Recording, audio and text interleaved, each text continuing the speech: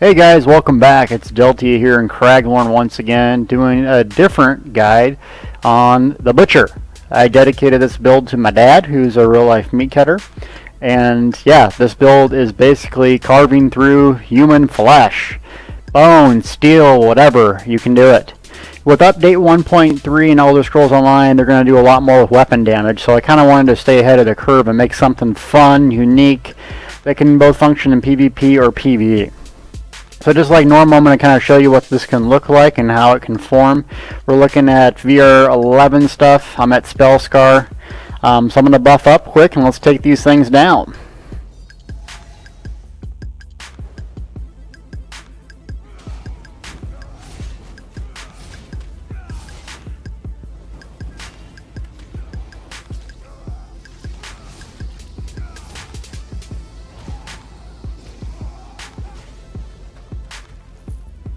Okay, so hit 1100 DPS, which isn't super amazing, but it's fun. I got mobility and it looks cool. I mean, come on, I'm wielding a big old cleaver here. So let's kind of talk about the abilities first and what I'm using to make this happen. First, working left to right, I got Engulfing Flames, which is pretty much a low cast fire damage ability and also increases fire damage taken. So I like to prime targets with that before actually unloading on them. So I leap in with Critical Rush, which you saw me use. Always deals a critical damage attack, and it deals damage on how far you go. So the further you are back, the harder it hits. It's a good way to open up combat, to jump in there, bang, then use Engulfing Flame. And then I was using a combination of a couple different things. Carve, which is my big cleave. That's kind of the whole build's premise. And then also Flames of Oblivion. Flames of Oblivion is basically a mana drain that adds 13 weapon crit and spell crit for enemies in there. So if you have this on and you cleave people, you're going to do a ridiculous amount of damage. Plus, you gain ultimate really fast. That's the whole point, is use ultimates left and right. And then also I have Flawless Dawnbreaker. It's not a good ultimate besides the fact that it gives you 13% additional weapon damage when slotted. So that's why I kind of switched back and forth real quick to use my ultimate. So that's the first bar. Leap in, burn them, cleave them, and then have the flame on, and you'll do massive damage. So that's a two-handed ability. The reason I like two-handed with the stamina is I got that nice leap. This Executioner, it kills enemies. It's basically a finisher, and it helps do damage to other stamina abilities that are on my bar. So Carve, if they're getting low health, it kills them. Critical Rush, getting low health, it kills them. I got to finish a target off, Executioner. I really like this bar. Now, go to my first bar, that's Sword and Board. Why? Sword and Board is beast mode for Dragonknights. I can block, live, and then do Dragon's Blood like usual. My past videos, I showed some things about absorb magic. I got high stamina, so really if I'm getting low, I just block and take some of these, and bang, I'm back at full health. I got Talons for, just control. And then also Ignis Weapons to add some even more flame damage, so just tons and tons of damage I'm doing. So let's go look at the stats. I usually like to keep Dragon's Blood up and then Ignis Flames. So with those two things up, I'm sitting at big time overcharge weapon damage on my two-hander.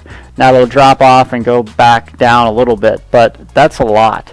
Plus my stamina and recovery is through the roof, overcharged. I have a decent amount of magic recovery too, so I am casting abilities, so it's important to have that. I have, with food, almost a soft cap of max stamina, so I'm hitting as hard as I can. I have tons of health and tons of magic, so this build you really can have both. I'm running 35% crit. Now my set bonuses, once the patch 1.3 hits, I'll be right at 50%. 50% crit is a lot. And then also, if they're standing in the Flames of Oblivion, you're looking at almost 65% crit. So you're going to hit very, very hard with your Carve. My Carve, for instance, has hit 14 enemies for 300 damage. That's basically, 4,000 plus damage in one hit. So it's a huge amount. You really got to use that a lot. Back to the sword and board. I do have the pole on here too, just because, you know, I like to have the control and not get them away. And then my ultimate, I use Devouring Swarm. I used to use standard, but this thing is just, it's too powerful. I can basically stay up forever. They can't kill me. Plus it's 158 ultimate, so that's literally 3 or 4 carves and I have my ultimate up. So this is kind of like your self-heal bar. You know, you got Green Blood and you got Devouring Swarm. Those two things, you're going to be able to stay alive very, very long. Back to the gear. Simple as always. I always do 49 health. Just makes sense for me. And as far as gearing goes, I do 2 light, 5 medium. Why 2 light? I really like the magic return and then also the reduced coster magic. I do Night Mother's Gaze set bonus and then also Hundings. I'm going to do 2 4-piece set bonuses. Reason why? That will give me 16% more crit once the patch hits 1.3. So that will keep me at about 50% plus the Flames of Oblivion. So I'm going to be at 65% crit when they're in that area. My necklaces, I haven't really upgraded all my jewelry quite yet, but I'm working on purple. I'm a vampire, so you definitely need to have flame resistance. 1 ring on that. Need to get that upgraded. Weapon damage. This gives me close to the soft cap, so I want to have that on there. And then reduce stamina cost, so I can spam carve a lot. I want that. And real quick on the armor, and what I always do pretty much is do infuse traits on my head, chest, and legs. Why? Because they're large slots. You get way more stats out of them. So I like to do infused. On the other stuff, I do divines. That gives me a Mundus Stone boost. My Mundus Stone's the thief, so improved critical chance. The set I got right now gets me about 6% critical more with that. So I think that's pretty valuable. So that's what I do. So I use, once again, infuse on the big pieces. Now I didn't have I couldn't craft this one with divines on my boots, but it should be divines. Divines and infuse, that's what you're going to use here. 2 light, 5 medium. Weapons. Just do a damage shield. This is from my other set. It probably should be changed, but for now I don't have enough mats to do it. And it has infuse on the shield, so that's pretty good. And then the weapon is really important. I like precise trait, 7% crit, why not? And then the Berserker enchantment, so that increases my weapon damage, so I can kind of go on a rampage and just boom, proc it, and then just carve everyone's face off. So it's pretty good. Big thanks to Bone Dagger for helping me craft that. So thanks a lot. So that's kind of the gear setup, and then my numbers once again, they're pretty high. I mean, there's a different way to play this. You can use this in PvP. I just recommend using the Imperial impenetrable traits on your armor. That way you can get some crit resistance. So really that's the only thing I would change if I was playing this in PvP. So let's kind of go through this again. Like I said, you want to leap in, burn them, get buffed up beforehand. So buffing up. Ignis Flames does build up ultimate out of combat too, so it's a good way to get that early. So leap in, burn, carve, ultimate's up. Switch, boom. Bats, talons. Carve their faces off. And, oh. So 1100 again, it's not single target, but man, it's fun. You can just see them dropping. And plus my ultimate's already back up.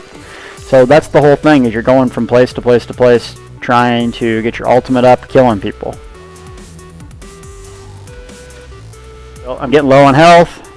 That also basically builds up all my magic and stamina too, every time I'm using that. Carve them again, pop that, burn.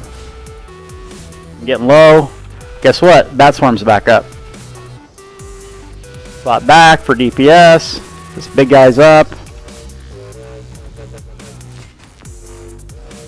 He's at below 30 now. Guess what? Execution to the face. Boom.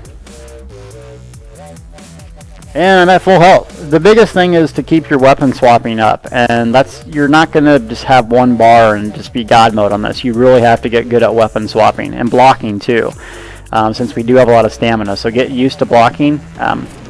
It just helps. Plus you can block and use abilities and still get the bonus for the block. So make sure you're doing that. But this is my PvP fun DPS guide. It's not the best DPS in the game, like a distro staff thing, but it's a blast, as you can see. So try it out. Let me know what you guys are using. But you can pull, I mean, I've pulled 3,000 DPS in a big, huge group when I had a healer. But even solo, you can do it, PvP, or in a group, you know, and just try different things. Maybe use a bow for distance or something. But the stamina builds are coming back in 1.3, and so you should try this if you want to use a stamina. Well, thanks for watching. Always tune in for the latest builds and stuff. I'm trying to get more content out there, and this is the Dragonknight guide. And you know Dragonknights, they hit like a truck.